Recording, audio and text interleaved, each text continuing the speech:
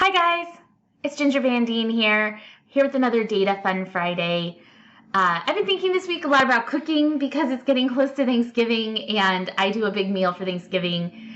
Recently I read this article that said that all the cookbooks have been lying to us all these years about how long it takes to brown onions. And I've been incorporating that into my schedule for Thanksgiving Day because I just always thought it took me forever to make the onions brown for my stuffing. But it turns out that all those recipes have been fibbing to us all these years. So just thought I'd share that little tip.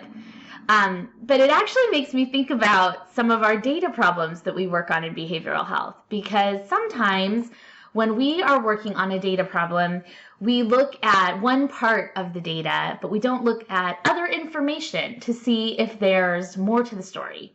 So if I was just going to say to myself, how come I'm always running behind by the time I get my stuffing in the oven?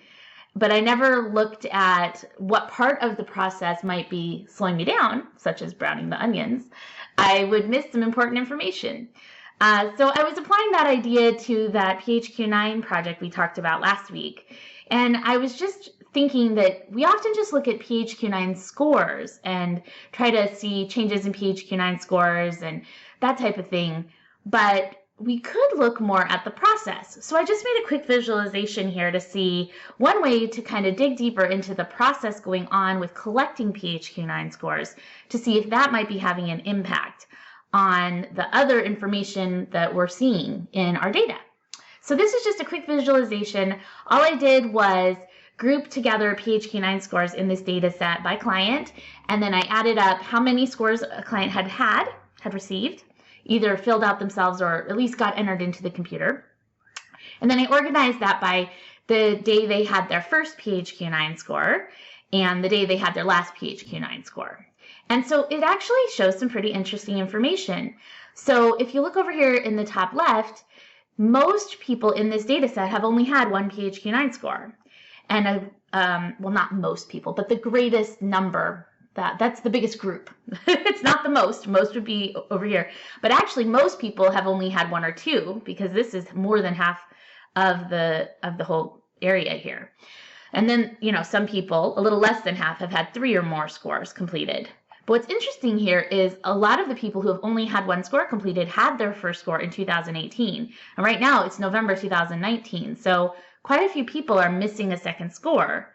And there's also even some people here from 2017.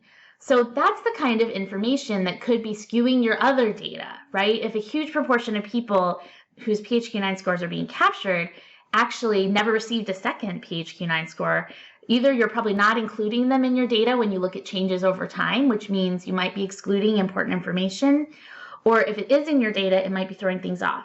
So you can see that over here too in this bar chart I made, which breaks it down by quarter, and you can even get more detailed here and go down, I think, another level.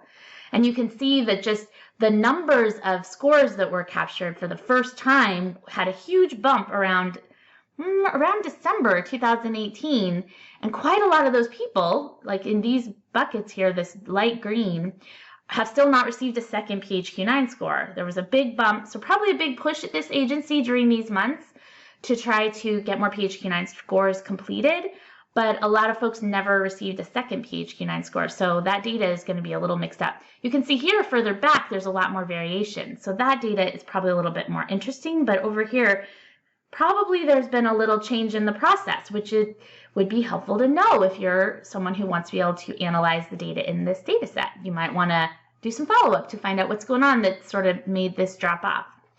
And then you can really see that over here if you look at the number of people who have had more than one score. So the number of people with just one score, 2 scores, or 3 scores is pretty high in this 2018 set. But probably out of all of these visualizations, this one in the top right is the most informative and really shows that there's something going on with the process. So that's just something I thought I would talk about today, just how the process of collecting data is something you might want to look at in your data as well, not just the overall outcome you're looking for. So that's it for today. I hope you guys have a great Thanksgiving. I'll be back hopefully next Friday if I've recovered from my turkey exhaustion. Actually, for me, it's the exhaustion of cooking the turkey. I don't actually end up eating very much of the turkey because I don't really eat a lot of meat, but that's another story.